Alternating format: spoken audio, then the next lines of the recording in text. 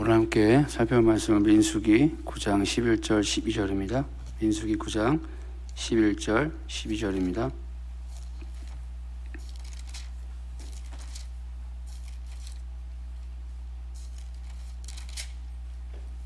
기도하고 말씀 살펴보도록 하겠습니다. 하나님 감사합니다. 사랑합니다. 오늘도 우리가 예수님 당신만을 예배하도록 이 자리에 인도하심에 너무나 감사합니다. 우리 한 사람 한 사람에게 그리스도 예수의 사랑을 더하게 하시고 그리스도 예수의 사랑 안에 머물게 하시고 그리스도 예수의 그 영광을 볼 수 있는 은혜를 부어주십시오. 우리의 눈을 열어주십시오. 우리의 마음을 찢고 임하십시오. 오늘도 그렇게 더 새롭게 우리 가운데 새 기름을 마음껏 부어주십시오. 그 그리스도 예수의 향기를 맛보고 그리스도의 그 살과 피를 새롭게 먹을 수 있도록 은혜를 부어주세요. 그리고 이 모든 영광 예수님 홀로 받으십시오. 그렇게 우리가 그리스도 예수를 알아가는 것이 영광에서 영광으로 자라날 수 있도록 역사하여 주십시오. 예수님 사랑합니다. 사랑합니다. 예수님의 이름으로 기도합니다. 사셨으면 함께 말씀 듣도록 하겠습니다. 둘째 달 14째 날 해질 때에 그것을 지켜서 어린 양의 무교병과 쓴 나무를 아울러 먹을 것이요 아침까지 그것을 조금도 남겨두지 말며 그 뼈를 하나도 꺾지 말아서 유월절 모든 율례대로 지킬 것이니라.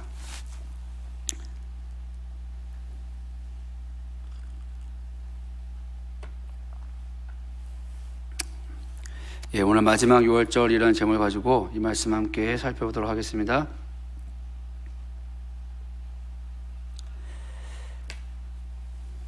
뭐지? 또 소리 들리네.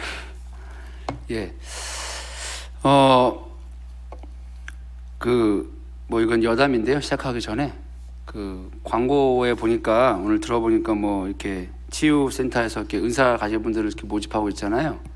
저는 사실은 해당이 없거든요. 방언 있네요. 방언. 그래서 저는 이 은사 얘기 나오면 서울에 있을 때도 그랬고 어떤 분이 그러더라고요. 목회하려면 은사 있어야 된다고. 말씀 이런 거는 유튜브 틀면 다 나오니까 은사가 있어야 된다. 그래야 사람이 줄을 쓴다. 그거를 목회자들이 전도사님들이 이제 제가 평신도 때 또 이렇게 사역을 막 시작했을 때 이렇게 해줬어요. 제 마음이 그것들을 무시하는 게 아니라 은사가 있어야 되나 보다. 그래서 은사를 달라고. 치유의 은사가 특별히 있어야 된대요. 말씀의 은사를 유튜브 틀면 된다니까 치유의 은사를 달라고. 서울에 있을 때는 유튜브가 없었거든요. 그냥 치유의 은사가 있어야 네 뒤로 사람이 줄 쓴다. 그래서 그런가 보다. 그래서 안 줘요. 나한테는 하나님이. 그래서 저는 은사가 없나 보다 좀 그랬습니다. 근데 감사하게도 제가 모든 은사 중에 정말 사모했던 건 방언의 은사였거든요. 왜냐하면 저는 기도가 너무 하고 싶었어요. 그래서 서울에서 처음 목요 생활하는데 기도를 하는데 막 랄랄랄랄 하는 거예요. 기도를 나는 정말 오래 했다고 생각하는데 이분들은 막 이제 한 거예요. 제가 아무리 이렇게 말을 해도 도저히 저분들의 기도에 그걸 따라갈 수가 없는 거예요. 저는 막 저렇게 기도하고 싶은데 저 사람들이 하는 말이 뭡니까? 내가 물어보니까 이제 방언이라고 하더라고요. 그래서 그럼 저도 그거를 하고 싶다고. 그러니까 사모하면 준다고. 계속 달라고 사모하라고 해서 어느 날 제가 이제 방언을 하고 있더라고요. 그래서 이제 그때부터는 제가 이제 원 없이 기도를 많이 했습니다. 그래서 기도를 많이 하기 위해서 저는 방언의 은사를 많이 구했는데 하나님이 이제 그거는 줬죠. 그래서 사실은 이제 방언에 대해서 저는 좀 열린 편이었어요. 제가 학교를 가서 보니까 제가 총신 나왔는데 안 하는 사람들이 많습니다. 생각보다. 그리고 제가 이제 소그룹 모임에서 이제 방언 이제 같이 공부하고 방언 기도합시다. 그래서 제가 이제 방언 기도를 한 거예요. 다 끝나고 그 이제 공부 모임을 이제 그 리드한 친구가 저보다 2살 어렸는데 이제 갑자기 이제 신학적인 방언을 막 말하기 시작하는 거예요. 왜 그러지? 그러는데 결론의 요지는 이겁니다. 은사가 중짓다고 말은 못해. 왜냐면 너무 많이 하니까. 근데 그러나 나는 방언을 하지 않으니 그 방언을 들으면 내가 마음이 힘들다. 그래서 방언을 할 수도 있으시면 안 할 수도 있지 않겠냐. 그래서 자기가 시험 들지 않게끔 그냥 일상적인 언어로 기도해 줬으면 좋겠습니다라고 돌려서 말하는 거. 제가 형이니까. 그래서 저희 집에서 그때 스터디 모임을 했는데 그때부터 제가 이 친구랑 같이 공부하고 기도 모임 할 때는 이제 방언으로 하지 않았습니다. 그렇지만 저는 총신을 갔었어도 새벽에 방언으로 같이 기도했었고요. 새벽 기도 갈 때마다 이제 그 예배 다 끝나고 나머지 시간은 계속 방언으로 기도하고 수요일 날 가서 토요일 날 점심 때 중보 기도할 때에도 방언으로 기도하고 했었는데 그래서 저는 이제 방언의 은사를 갖고 이제 받았으니까 그냥 방언의 은사가 기도하는 것 또는 뭐 사실 그런 용어는 저는 좋아하지 않는데 성경적인 용어는 아니라고 생각해서 뭐 어떤 상황을 돌파하기 위한 거라고 그러잖아요. 그걸 위해서 이제 방언을 한다라고 하는데 그런 용도로만 생각을 했습니다. 근데 제가 어느 날 하나님 앞에 앉아 있는데 방언에 대해서 특별히 방언을 해라라고 이렇게 격려하시는 것 같더라고요. 제가 이제 올해 초부터 3시간 방언을 하고 싶은 마음이 많이 있었어요. 하루에 3시간. 근데 왜 이런 마음을 주실까 했는데 현실적으로 3시간 할 수가 없는 거예요. 그래서 너무 3시간을 하고 싶은 거예요. 방언으로만 새벽에 특별히. 근데 왜 이럴까 했는데 방언을 계속 하라고. 그래서 저는 능력이 많아 보다. 3시간 능력이 많아 보다. 그래서 이 추잡한 마음을 가지고 기도를 한 거죠. 능력 받으려고. 예.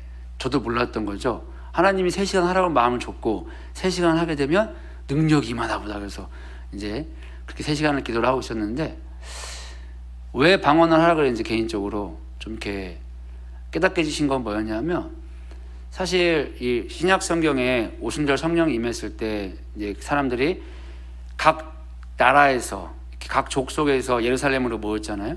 근데 그때 다른 사람들이 그들이 이렇게 말하는 언어를 알아듣기 시작했다라고 하고 있거든요. 그걸 방언이라고 하고 있거든요. 그러니까 이제 우리가 생각하는 방언은 우리가 생각하는 이제 못 알아듣는 언어인데 사실은 제가 여기서 하는 이 말을 외부에 있는 그 멀리서 온 사람들이 같은 나라 사람들끼리는 알아들었다는 뜻입니다. 그러니까 우리도 지방어라고 그러죠. 방언이라고. 그러니까 각 나라의 말로 한 거예요. 그 당시에 모인 12명, 그 120명의 사람들이. 그러니까 알아듣는 언어였습니다. 이제 물론 서로 그 사람은 모를 수 있지만 말이 통하는 언어였어요. 그러면 하나님이 나에게 방언을 해라라고 했을 때 네가 궁극적으로 알아듣는 언어를 할 것이다. 근데 이 알아듣는 언어가 무엇일까라고 했을 때 그것이 바로 맨 처음에 했던 또 나중에 완성될 하나님 나라 언어라는 것을 제가 알게 됐습니다. 제가 하나님 나라에 가게 되면 그곳에서는 하나님 나라 언어를 할 거예요. 그것이 방언입니다. 하나님 나라 언어니까요. 지금 그 하나님 나라 언어를 우리는 뭔지 모릅니다. 왜냐하면 그것을 했던 사람은 딱 한 사람밖에 없잖아요. 아담과 하와. 그 둘이 하나니까 한 사람밖에 없어요. 하나님 나라 언어를. 그리고 나서 죄를 지음으로 말미암아 그 언어가 흩어졌습니다. 근데 흩어진 그 언어가 하나가 돼서 하나님 나라에서 통용하는 방언이 될 것이다. 그러니까 이 방언을 하라고 한 저에게 궁극적인 목적이 무엇이었냐? 하나님 나라에서 말하게 될 그 언어를 내가 바라보고 사모하게 하는구나. 그 말이 그 하나님 나라에서 내가 말하게 될 그 완성된 그 말이 무엇이냐면 결국 내 안에서 예수 그리스도와 나가 연합이 돼서 말씀이신 그분이 나를 통해서 나가게 될 텐데 그러면 말씀이신 그분이 내 입술을 통해서 울려 퍼질 때 그것은 그 말씀이 온 세상을 창조했거든요. 그 창조의 능력의 언어가 되는 거예요. 근데 그 창조의 능력의 언어로 뭘 하냐면 우리 주 예수 그리스도를 우리 주 예수 그리스도께 모든 영광을 돌리고 있는 것입니다. 지금 이 언어, 타락하고 저주받은 언어가 아니라 회복된 창조의 언어, 하나님 나라의 언어를 가지고 예수 그리스도께 영광을 올리고 있는 것입니다. 그러면 그 언어는 그대로 되어지는 거예요. 그래서 우리가 그리스도 예수께 예배를 올려드리고 그 예수의 이름을 높이는 것, 그것이 지금과는 비교할 수 없고 상상하지 못할 그 영광에서 계속해서 그 영광이 확대되어 간다는 것입니다. 저에게 이러한 의미를 깨닫게 해주시면서 방언을 하라고, 네가 그 나라를 그때 그 일이 이루어질 것을 사모하며 방언을 하면 여기서 맛보게 될 것이다 라고 하시는 것 같았습니다. 그래서 내가 이 방언을 함으로 말미암아 이 언어를 통하여서 예수 그리스도께 영광을 올려드릴 것인데 그 영광이 영광까지 올라가겠구나. 그 영광이 올라가는 그 깊이와 넓이와 그 무게감이 내가 지금까지 경험해보지 못한 것이 될 수 있겠다 라는 생각이 들었습니다. 그래서 제가 방언을 하기 시작했습니다.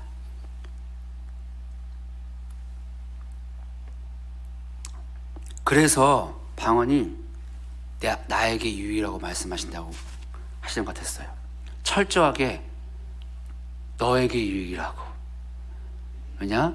제가 예수의 영광을 바라보고 예수의 영광을 높이는 그 임재 가운데 있기 때문에 그 방언의 유익은 나에게 유익한 거라고. 그러냐 아들아, 방언을 하여라. 저에게 그렇게 말씀하시는 것 같았습니다. 그래서 제가 이제 방언을 계속해서 끊임없이 오다 가다가 하고 있습니다. 오늘 제가 이 말을 왜 나눴냐면 그냥 나눴습니다. 교회 소식이 있길래 다시 한번 하나님이 저에게 방언을 하는 그 음성을 되새기면서 잠시 좀 나눴습니다. 여러분들도 동의가 되신다면 방언을 하시기를 축복합니다. 혹시 방언에 대해서 나는 거부하신다, 그럼 시험 들지 마시고요. 그냥 그렇게 가시면 됩니다. 저는 절대로 상대방의 생각을 바꾸고자 할 의도가 전혀 없습니다. 신대원에서도 나는 방언하지 마, 넌 안 한다고 제가 가가지고 방언을 하는 거야 이렇게 하지 않았거든요. 그러려니 너는 안 하면 오케이 알겠다, 이 정도로 하고. 그러나 하실 수 있는 분들은 단지 어떤 능력과 어떤 막힌 것의 돌파라는 단어 성경에 아무 차도 없던데, 돌파와 그런 것들을 통해서만이 방언을 하지 마시고요. 혹시 제가 하는 말에 동의가 된다면 이 말은 마지막 하나님 나라의 완성될 언어구나, 내가 그 언어를 미리 함으로 미리 예수 그리스도께 영광을 올리는 거구나 라는 생각을 가지고 방언을 좀 적극적으로 하시기를 권면합니다. 오늘 함께 이 마지막 6월절이라는 제목을 살펴보기를 원합니다. 하나님이 천지를 창조하셨습니다. 이 창조의 목적은 하나님의 형상인 사람과 하나님이 하나가 되어가지고 온 세상 가운데 하나님의 영광이 가득하게 하는 거였어요. 그것을 아담을 통해서, 특별히 아담에게 생육하고 번성하고 땅에 충만하라 라는 이 계명을 주면서 이 하나님의 목적을 드러내셨습니다. 하나님은 이 일을 위하여 한 백성을 택하셨죠. 그리고 그들을 이 목적으로 이끌고 가셨습니다. 특별히 이러한 목적으로 하나 되고 온 세상에 하나님의 영광이 가득하게 하기 위한 하나님의 목적을 위해서 한 백성을 이끌어내시는데, 그들을 어디에서 이끌어내셨냐면 애굽에서 이끌어냈습니다. 그리고 그들을 시내 산으로 인도했어요. 그들이 시내 산에서 인도해서 그곳에서 하나님은 그 백성들과 결혼을 했습니다. 그리고 최종 목적지인 이 가나안 땅으로 그들을 이끌어갔습니다. 그러나 가나안 땅에 갈 때 반드시 거쳐야 할 곳이 있었는데 그것이 광야였던 것입니다.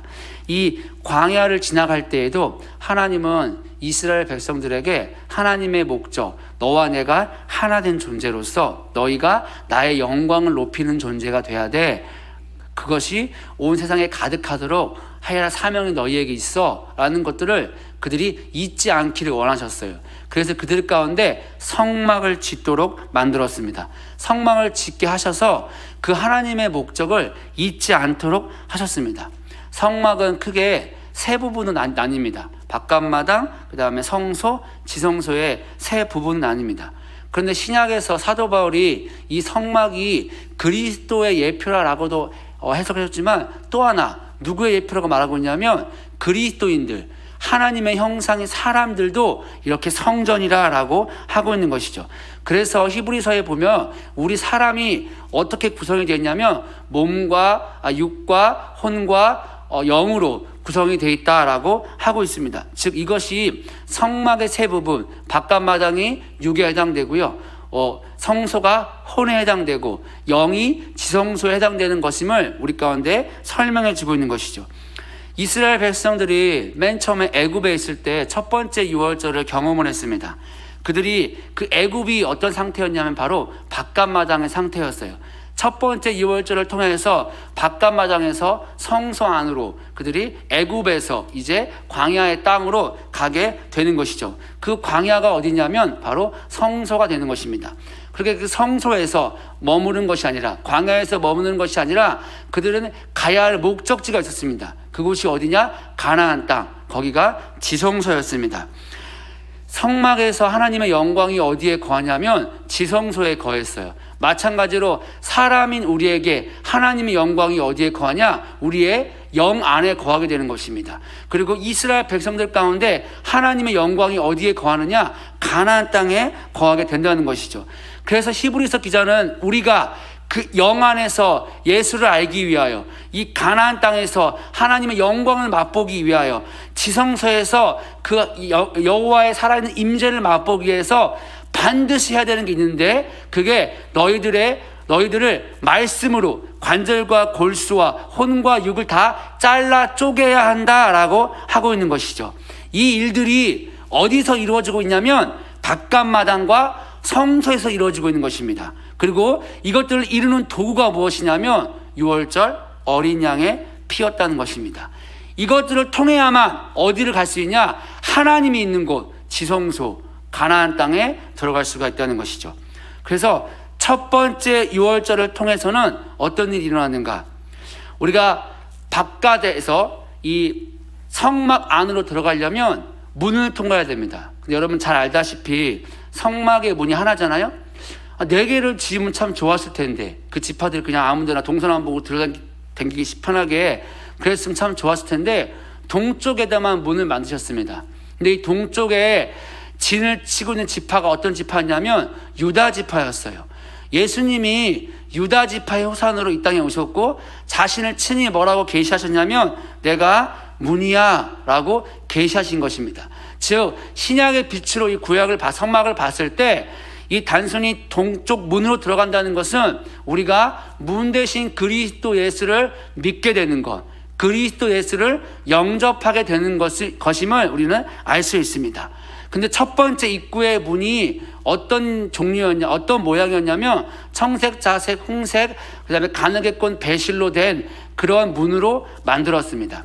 청색은 생명을 상징하고, 자색은 고난을 상징하고, 임금 왕을 상징하고, 홍색은 고난을 상징하고, 백색은 거룩함을 상징하는 것입니다. 이것을 자세히 살펴볼 수는 없지만 이 하나하나가 무슨 말이냐면 그리스도 예수가 나의 생명이 되고, 그리스도 예수가 나의 구원자가 되고, 그리스도 예수가 나의 거룩함이 되고, 그리스도 예수가 나의 왕이 된다는 것을 믿게 된 거예요. 알게 된 겁니다.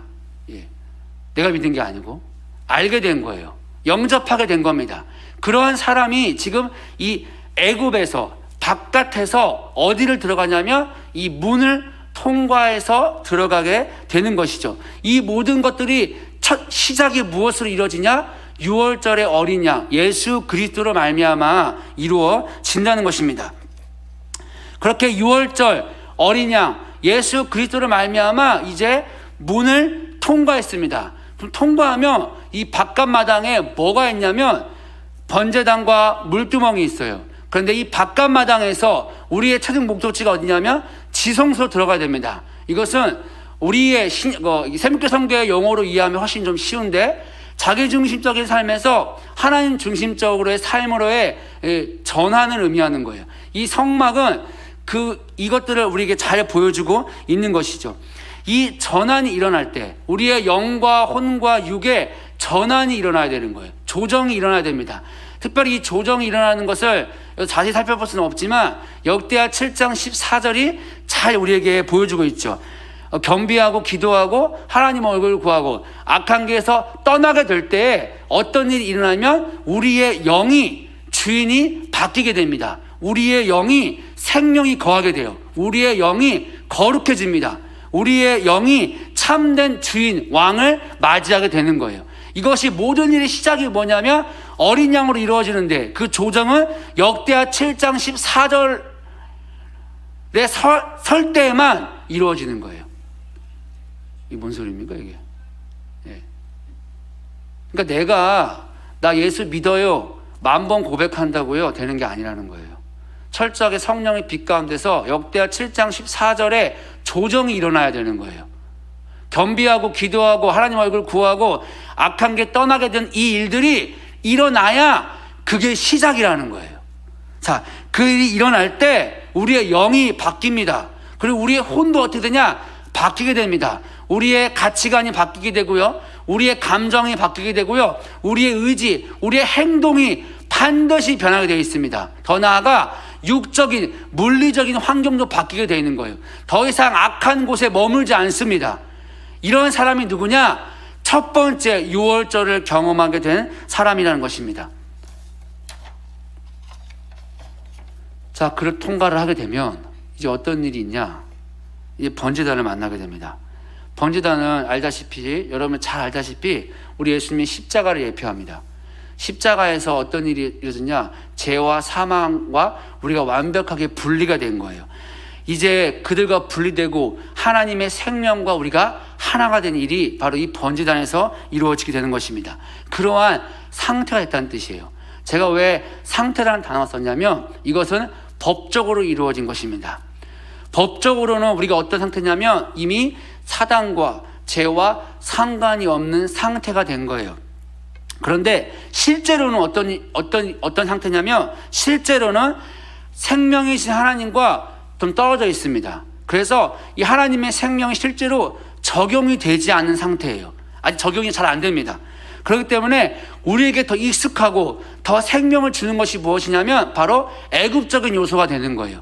그래서 애굽적인 요소에 우리가 이끌리게 됩니다. 우리의 영이, 우리의 혼과 우리의 육이 아직 역대하 7장 14절에 완벽한 조정이 일어나지 않았기 때문에 그냥 법적인 상태 안에 머물러 있기 때문에 애굽적인 요소에 끌리게 되어 있는 거예요. 그것을 이 사도 요한은 육신의 정력, 안목의 정력, 이세계의 자랑에 너희가 이끌리게 되어 있다라고 하고 있는 것입니다. 그것이 편한 거예요. 하나님의 생명은 어색한 것입니다. 경험해보지 못한 것이기 때문에 잘 적용을 못 시킵니다. 예를 들어서 이런 거죠. 내가 한국 사람인데 그렇게 미국을 가고 싶어요? 시민권 되고 싶어요? 한국 사람 싫어요. 미국 사람 좋아요. 미국에 갔습니다. 하나님이 내 소원을 들어주셔서 제가 미국 시민권이 됐어요. 그렇게 살고 싶은 LA 살고 싶은데 LA 정말 살고 싶어요. 가고 싶습니다. LA 가서 시민권이 됐습니다. 자, 그런데 여전히 제 가치관은 제가 어떤 가치관이냐면 빨리 가치관이 있는 거예요. 걔네는 느긋해.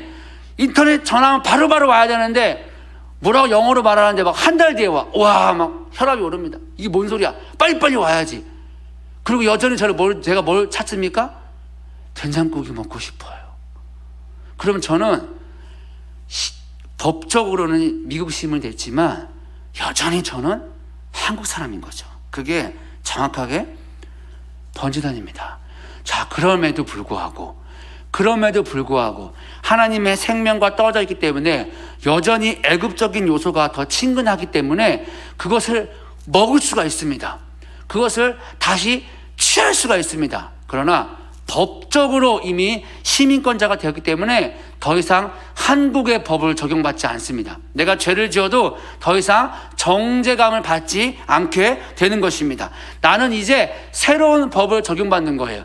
어떠한 죄와 수치도 어떠한 정죄감도 받지 않는 그리스도 예수의 그 법을 내가 받게 되는 것입니다. 이것을 알기 때문에 비록 내가 애굽을 여전히 그리워했고 애굽적인 것을 여전히 먹었지만 그 법 아래에 있기 때문에 뒤에 있는 거 다 잊어버리고 다시 앞에 있는 거, 그 하나님의 생명, 그 하나님의 아름다우신 향해서 달려갈 수 있는 근거가 여기에 있게 되는 것이죠. 그러한 상태가 우리가 된 것입니다. 그것이 어디서 이루어졌냐면 번제단에서 이루어진 거예요. 이것이 첫 번째 6월절에서 이루어진 것입니다. 자, 그러한 존재가 됐어요. 이제 번제단을 통과하면 물두멍을 지나야 합니다. 물두멍은 우리 성령님의 역사를 예표합니다. 이 이스라엘 백성들이 또 제사장들이 이제 막 하면은 손발이 더러워지니까 물두멍 가서 이렇게 씻습니다. 이것은 성령께서 매일매일 우리의 삶 가운데 일어나는 죄악들을 깨끗이 씻어준다는 것입니다. 이 일들이 성령으로 말미암아 매일매일 우리 삶 가운데 일어난다는 거예요. 법적인 차원에서 우리가 의롭게 되었다면 이제는 실질적인 차원에서의 그 깨끗함의 역사가 정결해진 역사가 우리 가운데 일어나게 된다는 것입니다. 죄가 끊어지기 시작하는 거예요. 죄의 영향력이 우리 가운데서 더 이상 힘을 발휘하지 못하게 됩니다. 그러면 어떠한 것을 우리가 경험하게 되냐면 자유함을 경험하게 됩니다. 해방감을 경험하게 됩니다. 그렇게 되면서 우리 가운데 궁극적으로 어떤 일이 일어나느냐? 바로 하나님을 알게 되는 놀라운 일이 일어나게 되는 거예요.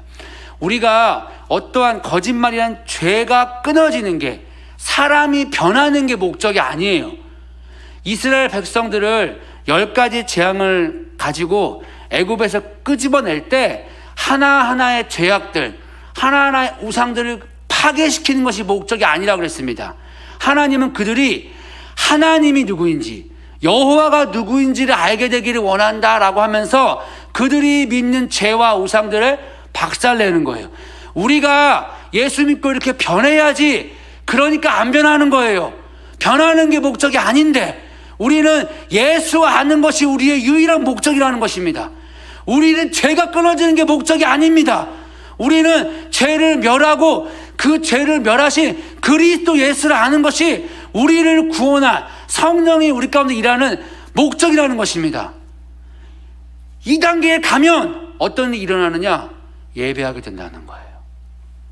우와, 이 죄가 나를 붙잡고 있었는데 이게 끊어졌네? 이 죄를 이기신 우리 예수님은 어떤 분이지? 라고 예수님이 친히 알려주세요. 그래서 우리가 그 예수님이 우와, 승리의 이름이구나, 그 예수님이 능력의 이름이구나. 이때 어떤 일이 발생하느냐? 예수님이 우리에게 행하신 일들로 말미암아 기뻐하고 예수님 그 이름에 영광을 올려드리는 예배가 여기서 일어나게 된다는 것입니다. 자, 첫 번째 유월절로 말미암아 이것이 일어나는 거예요. 첫 번째 유월절로 예수가, 전도사님이 수요일날 했는데 예수가 사도 바울의 언어를 통해서, 사도 바울의 언어를 전도사님 입을 통해서 선포가 됐죠. 예수가 나의 의가 되고 예수가 나의 거룩함이 되고, 또 뭐죠? 의, 거룩함. 네? 예수가 나의 구원이 되고 예수가 나의 지혜가 되는 것이 알게 됐다고요. 그들에게, 사도 바울에게 예수가 누구냐? 예수는 지혜입니다. 예수가 누구냐? 예수가 구원입니다. 그 예수의 구체적인 이름을 사도 바울이 알게 된 거예요. 그 첫 시작이 일어나니까 자기의 상태, 법적으로 의롭게 될 뿐만 아니라 성령이 자기를 매일매일 그 죄에서 돌이키게 하심으로 말미암아 예수가 내게 행하신 일들, 그 예수의 이름을 높이는 예배자의 역할이 첫 번째 유월절에서 이루어지는 것입니다. 그러면 첫 번째 유월절을 경험하지 않으면요, 결단코 예수님을 예배할 수 없다는 거예요. 그러면 이 첫 번째 유월절을 경험을 했습니다. 예, 그러면 여기서 끝나느냐? 아니라니까, 바깥마당이라니까요. 이제 두 번째 유월절을 경험을 해야 됩니다. 물두멍에서 손을 씻겼습니다. 그러니까 이제 앞에 또 하나 천막이 쳐 있죠? 저게 뭐지? 포장마차인가? 들어가 봐야겠다. 포장마차에 맛있는 게 많은데. 그리고 그 문을 들고 들어가야 됩니다. 그 성막 안에 들어갔을 때 딱 보이는 게 뭡니까? 예, 물론 부장단이 먼저 보이는데 저는 떡상을 먼저 했으니까 떡상이 보입니다. 왼쪽에 있죠? 떡상이 보입니다. 그 떡상 위에 12개의 진설병이 올려져 있었어요. 우리 알다시피 떡상에 올려진 진설병은 음식입니다. 매일매일 갈아줘야 되는 음식이었어요. 그 음식은 예수 그리스도가 친히 자기의 양식이라고 했어요. 생명의 양식. 그러니까 우리가 매일매일 음식을 먹어야 할 수 있는 것처럼 생명의 양식 대신은 그리스도 예수를 먹어야 살 수 있는 존재다라는 것들을 말해주고 있는 것입니다. 자, 그러면 이것을 먹은 자는 어떤 일이 일어나느냐? 말씀이 내 안에 들어온 거예요. 그러면 반드시 우리는 어떤 존재냐? 속에 있는 게 입술을 통하여 나가게 돼 있습니다. 속에 있는 게 뭐냐? 말씀이라고요. 그 말씀이 내 입술을 통하여 나가게 되는 거예요. 그 말씀은 창조의 능력의 말씀입니다. 죽은 자를 일으키는 말씀입니다. 그래서 말씀을 선포할 때 어떤 일이 일어나느냐? 죽은 자가 일어나고 하나님 나라가 임하는 놀라운 역사가 일어나는 거예요. 그것이 성소 안에 들어가 진설병을 먹은 자들이 하는 일입니다. 성소는 사역을 의미하는 거예요. 이것이 두 번째 유월절을 경험한 자들이라고요. 그러면 이걸 누구만 합니까? 우리 다 같이 해야 되잖아요. 이제 진지해져야 됩니다. 우리가 어디에 위치해 있는가 제가 물어볼 건데, 여러분들이 입술을 통해서 말씀이 선포되죠. 근데 그게 어떤 역할을 해야 된다고요? 창조의 능력이 일어나야 된다고요. 안 일어납니까? 일어납니까? 일어나고 계시면 두 번째 유월절에 계신 건데, 아직 두 가지 더 살펴볼 거니까 두 번째 유월절이 아니라고 저는 집요하게 붙잡을 거니까 예? 예. 창조의 언어가 나가고요. 창조의 능력, 하나님 이 세상을 창조했던 창조의 능력, 죽은 자가 일어나는, 믿지 않는 자가 예수를 영접하게 되는 놀라운 일들이 일어나고 있는 것이 두 번째 유월절을 경험하고 있는 거예요. 그리고 나서 딱 반대편에 뭐가 있냐면 등대가 있습니다. 이쪽이 왼쪽이 등대, 오른쪽이 떡상이군요. 등대가 있습니다. 등대 안에는 뭐가 담겨 있습니까? 기름이 담겨 있잖아요. 그리고 등대는 빛을 밝히는 겁니다. 등대가 칠중 성령을 의미하는데 그 기름이 칠중 성령을 담아서 빛을 밝히는 역사를 하는 거예요. 자, 이것은 무엇입니까? 우리 가운데 어둠을 비추는 빛의 역할을 감당하게 된다는 것입니다. 성령님과 교제합니다. 이 어두운 땅에서. 그런데 여기서 성령이 그 어두운 가운데 있는 자들에게 빛이 임한다는 거예요. 칠중 성령이 임한다는 것입니다. 성령의 사역이 일어난다는 거예요. 그 일들이 두 번째 유월절을 경험하고 있는 자들에게 일어난다고요. 성령의 사역이, 칠중 성령의 사역이 일어나게 된다는 것입니다. 세 번째는 정면에 있는 분향단입니다. 우리 잘 알다시피 분향단은 기도잖아요. 지금 말씀과 성령 안에서 어떤 일이 일어나고 있냐면 하나님과 교제 가운데서 하나님의 일들을 하고 있는 거예요. 즉 말씀과 성령 가운데서 하나님이 오셨어요. 하나님이 자신을 계시하시고 하나님 목적을 계시하시고 그 목적을 이룰 수 있는 길을 계시하고 계세요. 그것이 뭐냐? 말씀과 성령이었다고요. 그러자 어떠한 일이 일어나냐면 바로 그 너머에 있는 하나님의 영광을 보고 싶은 갈망이 불같이 일어나는 것입니다. 진정한 사역의 목적은 내가 드러나는 게 아니고요. 사역은 하면 할수록 어떤 일이 일어나냐면 저 뒤에 천막 뒤에 있는 여호와의 영광을 더 맛보고 싶은 열망이 일어나는 거예요. 그렇게 말씀과 성령을 가지고 사역을 하다 보니까 여호와의 영광을 너무나 갈망하게 됩니다. 그것이 무엇입니까? 그렇게 하나님의 보이신 뜻이 이 땅에 이루어지도록 그 영광이 임하도록 하는 것, 바로 분향단, 중보자의 삶을 살아가게 된다는 것입니다. 이것이 두 번째 유월절을 맛본 자들의 삶이라는 거예요.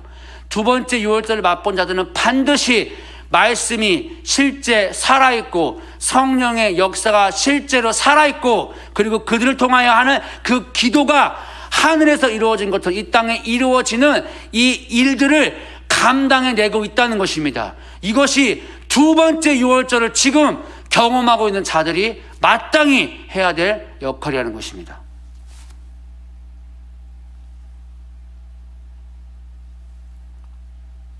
제가 이제 살펴볼 건데요. 여러분, 여러분들은 어떻게 생각할지 모르겠지만요. 저는 구원을 아무나 받는다 생각하지 않습니다. 예수님 아는 사람 많지 않습니다. 성경 한번 다시 꼼꼼히 읽어보십시오. 매일 긴장됩니다. 정말 긴장됩니다. 30년, 40년 뒤에 믿었을 때요. 내가 그리스도 예수 이름 때문에 마음이 심장이 뛰지 않으면요. 정말 두려워요. 저보다 어린 사람이 제가 나중에 분명 어디 가서 말씀을 들을 텐데 분명히 듣고 전 판단할 거거든요. 전 잘 알아요. 내가 그렇게 30년 뒤 될까 봐. 우리 전도사님이 이제 세계적으로 유명해진 사람일 텐데 전도사님 선서 설교를 내가 듣고 있는데 저거를 저런 식으로 해서 그래? 제가 이렇게 들을까 봐. 성경을 저렇게 해서 그래? 이렇게 될까 봐. 겸손하게 앉아가지고 아멘 하지 않고 제가 그렇게 될까봐 정말 두렵습니다. 그러니까 너무 긴장이 돼요. 저는 말씀을 볼 때마다. 제가 왜 이 말 하겠습니까? 제가 두 번째 사역을 이렇게 정리해놨는데, 깨닫게 됐는데 한숨이 나오는 거예요. 이제 앞으로 세 번째 2월 살펴볼 건데 여기는 제가 차마 말을 못 하겠어요. 두 번째까지는 그래도 이론이라도 있는데 세 번째는 세 번째는 제가 정말 마음이 아픈 겁니다. 저랑 상관이 없기 때문에. 그러나 가고 싶은 영역입니다. 세 번째 6월절을 우리는 경험하게 됩니다. 자, 성소에서 이루어지는 것들이 좋은 겁니다. 여러분 주위에 창조의 말씀의 능력이 선포가 되고 7중 성령의 사역을 감당하고 있고 하늘에서 이루어진 그 놀라운 일들을 눈으로 보고 하나님의 일들을 눈으로 보고 그 일들이 그대로 이루어지도록 기도할 때 이루어지고 있는 사람들을 보신 분 계신가요? 저는 없거든요. 예. 그런데 그 사역만 해도요 어마어마하게 좋은 겁니다. 귀한 거라고요. 그런데 이것이 광야라고요. 가나안 땅이 아니에요. 성소는 광야라고요. 이거 하는 게 우리의 최종 목적지가 아니라는 것입니다. 여기서 멈추면 안 돼요. 광야에서 매일 만나 먹었고요. 광야에서 그 바위에서 샘물이 나왔습니다. 광야에서요 고기 실컷 먹었습니다. 그런데 거기가 하나님의 목적지가 아니라는 것입니다. 하나님의 목적지는 가나안 땅 지성소 가야 한다는 것입니다. 지금 성소에 있지만 지성소는 아니라는 것입니다. 좋은 것이지만 이 말씀과 성령과 기도의 이 놀라운 사역이 너무나 탁월하고 좋지만 가장 좋은 것은 아니라는 것입니다. 가장 좋은 건 가나안 땅에 나오는 소산물이에요. 그 소산물을 우리가 먹어야 한다는 것입니다. 그 가나안 땅의 소산물이 저 애굽과 비교할 수 없고 이 가나안 땅의 소산물이 성소에서 이루어지는 말씀과 성령과 기도의 이 놀라운 것들과 비교할 수 없다는 것입니다. 그렇기 때문에 우리는 담대하게 마지막 문을 찍고 세 번째 6월절 어린 양을 다시 경험하며 지성소 가나안 땅에 들어가기를 간절히 갈망해야 한다는 것입니다. 그 지성소 안에 뭐가 있냐? 법궤가 있습니다. 예수님이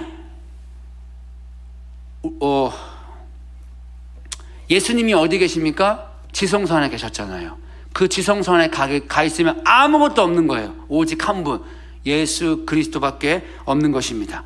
그곳에 가서 우리는 예수님을 만나야 돼요. 자, 그런데 200만 명의 이스라엘 백성 중에 그 지성소에 들어가기를 갈망했고 갈 수 있는 사람은 몇 명이었습니까? 200만 명 다 들어갔습니까?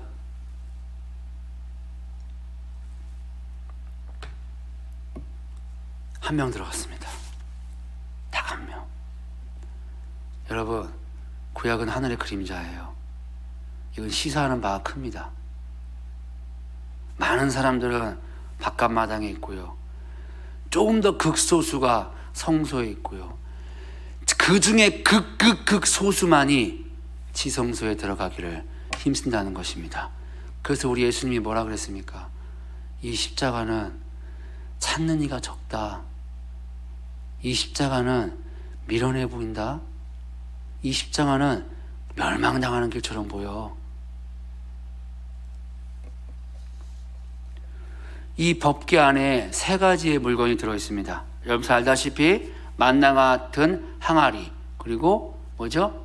저기 아론의 지팡이, 쌍난 지팡이, 그리고 십계명이 들어있습니다. 여러분, 이 만나가 들어있는데요, 법궤 안에 만나가 있는데 만나 안에 또 항아리가 있잖아요. 그러니까 항아리 안에 만나가 있는 거예요. 겹겹이 싸고 있는 것입니다. 이 장면을 우리가 어디서 볼 수 있냐면 아가서에서 볼 수 있잖아요. 신랑이 신부를 만날 때 신부가 어디 있다고 그랬냐? 무슨 동산이죠? 갇힌 동산인가? 닫힌 동산인가? 나 이거 큰일 났네. 잠근 동산 덮은 우물 봉한샘이라라고 합니다. 그 신부를 꼼꼼히 숨겨놨어요. 근데 역으로 우리 주 그리스도 예수가 그러한 존재라는 것입니다. 꼼꼼히 숨겨진 존재라는 거예요. 은밀한 곳에 갇혀진 존재라는 것입니다. 이 진설병 만나가 어디에 있었어요? 성소에도 있었습니다. 근데 그 성소에 있는 건 뭐예요? 공개된 거라고요. 누구나 와서 먹을 수 있습니다. 그러나 그 소수만이 감추인 만나를 먹게 되는 것입니다. 감추인 만나를 먹기를 갈망하는 거예요. 다수가 아니라는 거예요. 답답합니다. 어떨 때는 제 자신이. 왜냐? 눈에 보이는 것만 먹으려고 하니까요. 그래서 우리가 뭐 해야 되냐? 더 깊이 있는 곳, 가려진 그리스도 예수를 갈망해야 되는 거예요. 모르는 사도 요한이 뭐라고 했습니까? 그 주면서 안팎으로 썼다고 했어요. 그를 안팎으로 그 인봉을 주면서 겉에 있는 건 누구나 안다는 거예요. 안쪽에 있는 그리스도 예수를 만나야 되는 겁니다. 그 감추인 만나를 먹기를 갈망해야 됩니다. 계시록 1장 1절에 예수 그리스도의 계시라 이는 하나님이 그에게 주사. 사도 요한이 무엇을 그토록 원했습니까? 예수 원한 겁니다. 왜 예수를 원했냐? 그가 사도 요한은 예수님의 품 안에 있던 자예요. 그 심장 소리를 들었습니다. 그 숨결을 느꼈어요. 그러니까 사도 요한이 그토록 원했던 건 딱 하나, 예수였던 거예요. 그러니까 예수를 준 겁니다. 무엇을 구하십니까? 구하는 거 준다고요. 가족 구원이요, 줍니다. 선한 겁니다. 그런데 가장 선한 게 아니라고요. 능력이요, 주신다니까요. 그러나 가장 선한 게 아닙니다. 저는 동역자를 원해요. 특별히 80년생 동역자들. 왜요? 그들과 함께 일하려고요. 저희 개인적으로 주신 하나님의 부르심이 있어요. 80년생들을 하나님이 이 땅의 부모 세대가 80년생들을 하나님 앞에 서원했습니다. 10만 명의 선교사로. 1907년 옛날에 80년도에 제가 그거를 믿음으로 취했습니다. 예수 믿자마자 정말 많이 울었어요. 그때 1907년도 어게인 1907 해가지고 막 기도회 할 때, 예수 믿은 지 8개월 9개월 됐을 때 어게인 1907 뭔지 모르고 평양 대북 뭔지 모르는데 1980년생 10만 명을 서원했다더라. 그 말에 확 제가 와가지고 진짜 부끄러운지도 모르고 소리를 지르면서 10만 명 내게 달라고, 선교사 내가 보내겠다고. 제 마음이 너무 급한 거예요.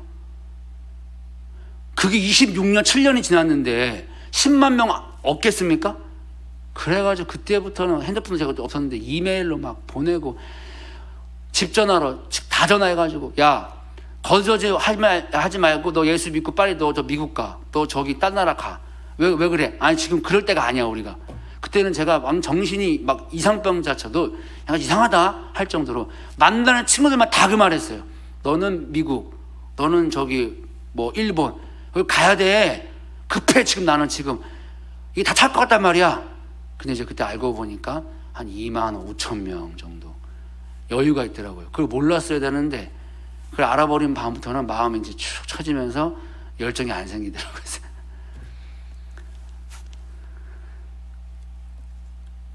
그렇게 해서 동역자를 원해요. 동역자를 원하니까 동역자를 주실 수도 있죠. 근데 하나님이 안 줘요. 왜? 우상이니까. 그거 선한 거 맞다, 아들아. 근데 너에게 가장 선한 거, 너에게 가장 필요한 거, 그거는 동역자가 아니야. 나야, 나, 예수. 더 깊이 구하라니까. 감추어져 있다니까. 그 만나 먹기를 간절히 구하 나오라니까. 하나님이 저에게 그렇게 초청을 하는 것을 제가 받아들였습니다. 아, 그렇구나. 내가 구하는 게 비록 선해 보일지 모르지만 하나님 앞에서 그것이 최선이 아니었구나. 이 법궤 안에 또한 10계명이 있습니다. 10계명은 법이에요. 법은 딱딱한 것이 아닙니다. 우리의 길을 지도하는 것입니다. 마치 성소 안에 있던 등대와 같은 역할을 하는 것입니다. 그런데 이것은 우리의 내면을 비춥니다. 이거는 감춰진 거라고 했잖아요. 우리 내면을 비추는 거예요. 내면이 무엇인지 알게 된다고요. 내면이. 내 내면이 비춰지면 뭐밖에 없는 거예요? 지성소에 못 들어간다고요. 성막 안에 못 들어온다고요. 그러니까 누구밖에 못 찾는 거냐? 다 의미가 없는 거예요. 예수님 당신 없으면 나 여기 못 오네요. 그 역할을 누가 하냐? 바로 이 십계명 등대가 한다는 것입니다. 그런데 이것은 누구만이 발견하느냐? 감추어진 십계명이 내 안에 새겨지고 감추어진 십계명이 내 내면을 비출 때에만 예수를 추구하게 되어 있는 거예요. 더 정확히는 예수만 추구하게 되어 있는 것입니다. 세 번째는 쌍난 지팡이가 있었습니다. 이 쌍난 지팡이는 부활을 예표하죠. 그 부활의 향기, 예수 그리스도를 예표합니다. 생명을 예표하는 거예요. 이 생명, 생수의 강, 모든 만물을 소생시키는 생수의 강이 어디서부터 나오냐? 내 내면에서부터 솟아오른다는 것입니다. 우리가 흔히 어디에 가기를 갈망하냐면 막 임재가 가득한 곳에 가요. 그러면 어떻게 합니까? 그거는 겉에서 위에서부터 부어지는 겁니다. 거기에 가면 내 내면과 상관없이 어떠냐면 우와 은혜 받았다 라고 좋아합니다. 그런데 여전히 돌아서서 나오면 그냥 내 집에 가면 차에 가면 어때요? 내 내면은 그렇지 않아요. 내 내면은 겉에서만 주어지는 임재는 내 내면 가운데 예수님이 임한 게 아니에요. 지성소에 있는 게 아니라고요. 그런데 지성소 안에 들어가서 쌍난 지팡이를 소유한 자들, 부활의 생명을 소유한 자들, 생수, 내면의 생수를 소유한 자들은 어디를 가든지 상관없습니다. 그들은 임재가 있든지 없든지 상관없이 내면에서 생수의 강이 흘러나온다고요. 누가 인도든 상관없어요. 물론 외면에서도 탁월한 인도자가 하나님의 영광을 임재 가운데 임하게 하면 내면과 외면이 만나서 엄청난 일이 일어나겠죠. 그러나 그 외면의 일이 없다 할지라도 쌍난 지팡이를 내면에 소유한 자들, 예수 부활의 예수를 소유한 자들은 어디 가든지 생수의 강이 흘러나오고 있다고요. 여러분들은 어떠신가요? 여러분들은 예배의 임재와 상관없이 늘 여러분들 안에 생수의 강이 흘러나오고 있습니까? 그 부활 생명이 늘 여러분들을 적시고 계신가요? 아니면 여전히 임재를 찾아서 다니십니까? 아니면 임재가 소위 있다고 말하는 사람들의 손을 바라보며 기도 한번 받아볼까? 저 사람에게 우리 아들 내비 한번 들여 밀어볼까? 저 사람한테 한번 배움 받아볼까? 그 사람들의 손을 구하고 계십니까? 세 번째 유월절을 통하여 지성소 안에 들어간 자들은요, 내면에서부터 누구와 상관없이 생수의 강이 흘러나오고 있다고요.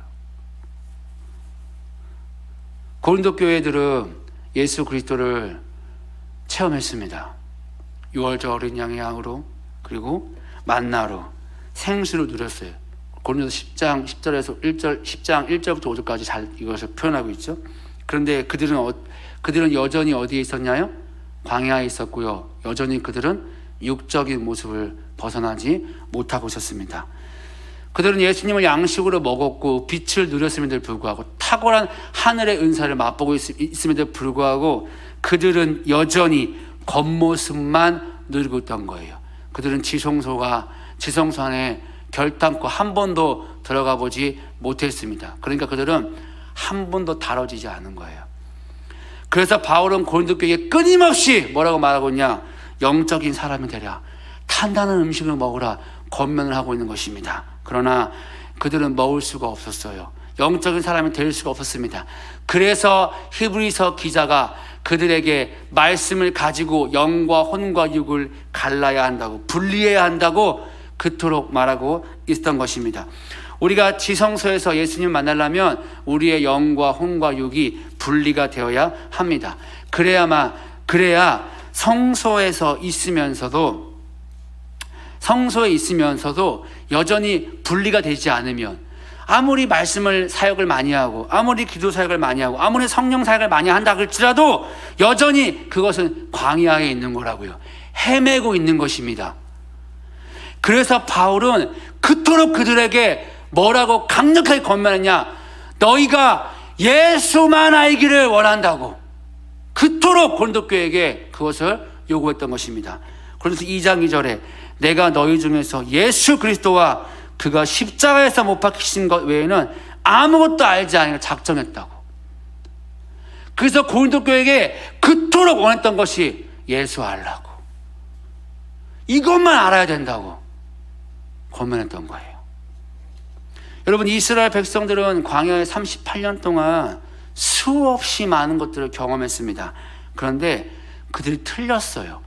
그럼에도 불구하고 하나님은 어떻게 했습니까? 때리지 않았고요, 그들에게 모든 필요한 것들을 다 공급했습니다. 그들이 그걸 원했다고요. 다 공급했어요. 음식, 의복 다 공급했습니다. 추위, 더위로부터 그들을 보호했습니다. 그런데 예수님이 정확하게 그들을 뭐라고 말했냐? 너희가 38년 된 눈먼 자들이다.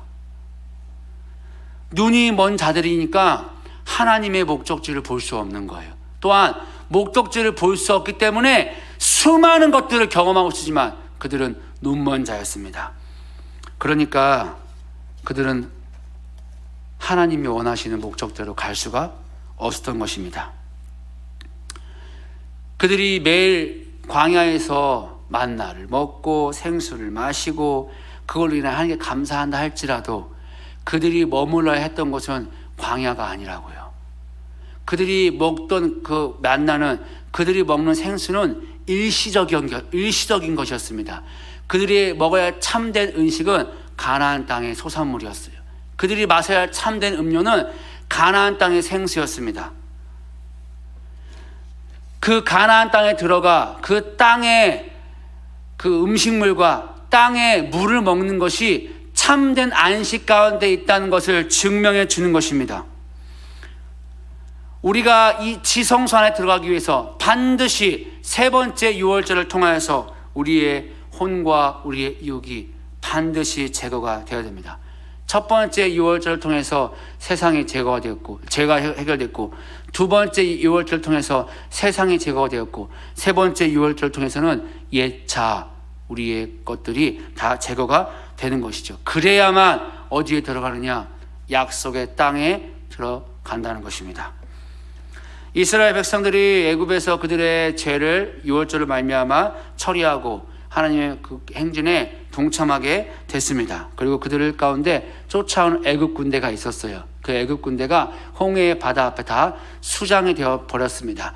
그들이 그렇게 애굽 군대가 수장이 되었고 이제 38년 광야를 지나서 그 요단강을 건너갑니다. 요단강을 건너갈 때 어떻게 했나요? 이스라엘 상징하는 12개의 돌을 두었습니다. 그리고 그 12개의 돌이 요단강에 잠기게 되는 것이죠. 유월절을 통하여서 애굽에서 건진받았고 바로의 군대, 세상이 홍해에서 멸절이 되었고 이스라엘 백성, 옛 자아가 요단강에서 이렇게 제거가 된 것을 볼 수 있어요. 그래야 어딜 갑니까? 가나안 땅에 들어가게 된다는 것입니다. 우리가 이 지성소에 들어가야 합니다. 지성소에 들어가야 하나님의 모든 것들을 누릴 수가 있습니다. 지성소에 들어가 예수 그리스도와 연합하기 위해서 이 땅에서 만나를 먹기를 갈망해야 돼요. 특별히 감추어진 만나를 먹기를 갈망해야 되고, 감추어진 쌍난 지팡이 부활의 생명을 갈망해야 되고, 감추어진 십계명 그 말씀이 우리 가운데 새겨지기를 갈망해야 한다는 것입니다. 자, 그럼 저와 여러분들 지금 어디에 있을까요? 우리가 성소, 아예 성문 밖에 있는 자들도 있을 것이고, 끼케야 성문에 들어와서 번제단에 있는 사람도 있을 것이고, 물두멍 안에서 머무는 사람도 있을 것이고, 성소 안에 들어가 진설병의 사역, 그 다음에 등잔대의 사역, 물두멍 분향단의 사역을 감당하고 있는 사람도 있을 것입니다. 그리고 지성소 안에 있는 사람도 있을 것입니다. 저와 여러분들이 첫 번째 유월절을 경험하고 있는가, 두 번째 유월절을 경험하고 있는가, 세 번째 유월절을 경험하고 있는가, 스스로 자문자답을 하셔야 합니다. 신앙은 그냥 주일날 와서 예배드리러 가는 것이 아니고, 월요일날 와서 기도에 참석하는 것도 아니고, 수요일날 와서 기도하는 것도 아니잖아요. 내 신앙이 어디에 위치해 있는지 정확하게 파악을 하셔야죠. 그래야 역대하 7장 14절의 말씀을 붙잡고 다시 하나님 중심으로 돌이킬 수가 있게 되는 것입니다. 그런데 이 세 번째 유월절에서 끝나는 것이 아닙니다. 우리가 출애굽기 21장인가요? 거기에 봤을 때 하나님 뭐라고 말했냐면, 가나안 땅에 들어가서 유월절을 지켜라 라고 하고 있어요. 즉 우리가 그 땅에 들어가서 행할 마지막 유월절이 우리 가운데 있다는 것입니다. 한 걸음 더 나아가야 한다는 것이죠. 계시록 21장 2절에 보니까 또 내가 보매 거룩한 성 새 예루살렘이 하나님께로부터 하늘에서 내려오니 그 준비한 것이 신부가 남편을 위하여 단장한 것 같더라. 21장 16절에 그 성은 네모가 반듯하여 길이와 너비가 같은지라 그 갈대 자로 그 성을 측량하니 12,000 스타디온이요 길이와 너비와 높이가 같더라. 하늘의 성 예루살렘인데요, 이 예루살렘이 지금 무엇을 설명하고 있냐면 지성소라고 설명하고 있는 것입니다. 이 하늘의 지성소가 내려온다는 것입니다. 여기에 우리가 가야 할 최종 목적지라는 것입니다. 하늘의 지성소에 들어가기를 갈망해야 되는 거예요. 근데 이 하늘의 지성소에 들어가서 무엇을 하느냐? 마지막 유월절 의식을 한다는 것입니다. 마가복음 14장 25절에 보니까 진실로 너에게 이르노니 내가 포도나무에 난 것을 하나님 나라에서 새 것으로 마시는 날까지 다시 마시지 아니하리라 하시니라. 예수님이 유월절 의식을 하면서 내가 이것이 하나님 나라에서 새 것으로 마실 때까지는 이걸 안 할 거야. 그러니까 마지막에 하나님 나라에서는 새 것으로 너희와 함께 이 기쁨의 잔을 들 것이다. 마지막 유월절을 행할 것이다 라고 우리에게 말하고 있는 것입니다. 이것을 예수님이 혼인잔치에서 이렇게 예표하고 있어요. 요한복음 2장 20절에 말하되 사람마다 먼저 좋은 포도주를 내고 취한 후에 낮은 것을 내거든 그들은 지금까지 좋은 포도주를 두었도다 하니라. 하늘 지성소에 들어가 여기에서 비교할 수 없는 가장 기쁜 포도주 유월절, 마지막 유월절을 우리가 누리게 된다는 것입니다. 여기에서 경험했던 말씀의 사역, 여기에서 경험했던 성령의 사역, 여기에서 경험했던 기도의 사역, 여기에서 경험했던 만나와 생수와 고기와는 비교가 되지 않을 그 완벽한 마지막 유월절 그 예식을 하나님 나라에 가서 한다는 거예요. 너희가 그 마지막 유월절을 바라보며 걸어오라는 것입니다. 그날이 온다는 것입니다. 만약에 여기에 대한 갈망이 없다면 우리는 어떤 존재냐? 여기는 광야라고요. 여기서 성소에서 살가는 사람 보지도 못했을 뿐만 아니라 설령 저와 여러분들이 성소에서 하는 일을 사역을 하고 있다 쳐도 우리가 가야 할 최종 목적지, 저 영원한 새하늘과 새 땅, 저 지성소가 가는 것이 우리의 유일한 목적이 되지 않는다면, 예수 그리스도가 우리의 유일한 목적이 되지 않는다면 이 땅에서 행하는 모든 것들은 하나님 보시기에 눈먼 자와 같다는 것입니다. 눈먼 자와. 마지막 유월절을 소망한다는 것은 저와 여러분들이 예수 그리스도를 추구하는 것이 유일한 것이 된다는 거예요. 그것이 진짜가 되어야 한다는 것입니다.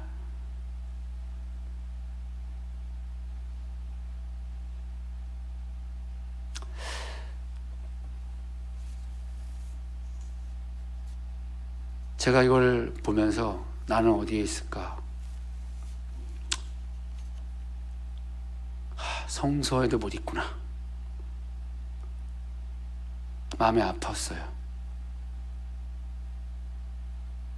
내가 말씀을 선포하면 죽은 자 일어나고 창조의 능력이 일어나야 되는데 전혀 안 일어나거든요.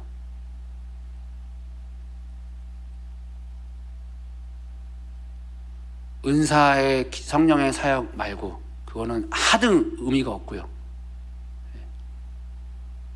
성소에 들어가서 친밀한 가운데서 성령의 사역을 감당해야 그 사람에게 어둠이 떠나가고 빛이 임하는데, 중보 기도자라고 말하면서 하나님 자신과 목적을 발견하지도 못하고 하나님의 길이 뭔지도 모르기 때문에 아무리 기도하는들 기도 응답 없거든요.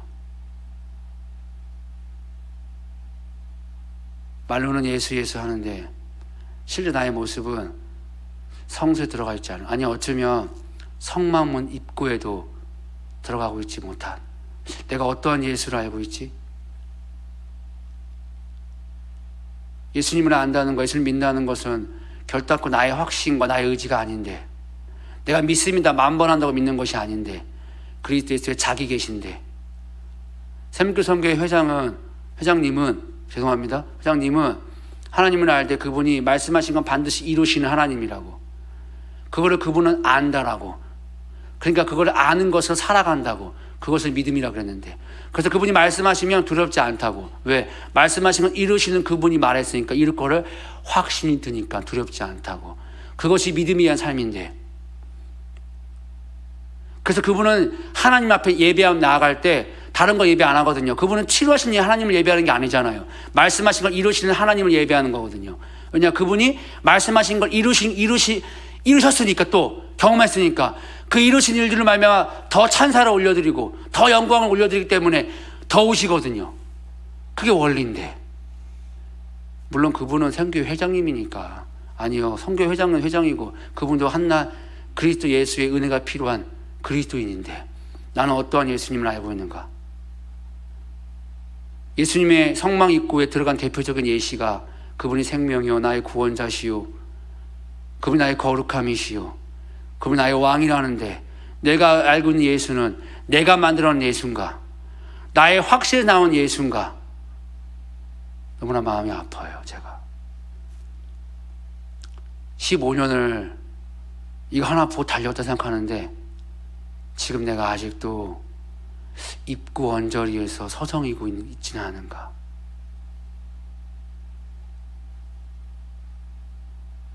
여러분들 어디에 위치있는지 제가 알지 못하겠으나 저 여러분들이 끝끝내 지성소에 있게 되기를 간절히 소망합니다. 마지막 6월절 그 어린 양 대신 그리스도 예수를 추구하는 것이 우리 가운데 실제가 돼서 예수 그 이름을 발견하게 되어서 그 예수 이름을 아는 것으로 살아가는 그 의인의 삶을 살아가시기를 축복합니다. 그리고 오늘도 그 이 의인의 삶을 살아가도록 우리 가운데 한량없이 부으시는 그리스도의 예수의 사랑에 충만히 적셔지는 하루 되시기를 예수님의 이름으로 축복합니다. 기도하고 마치겠습니다.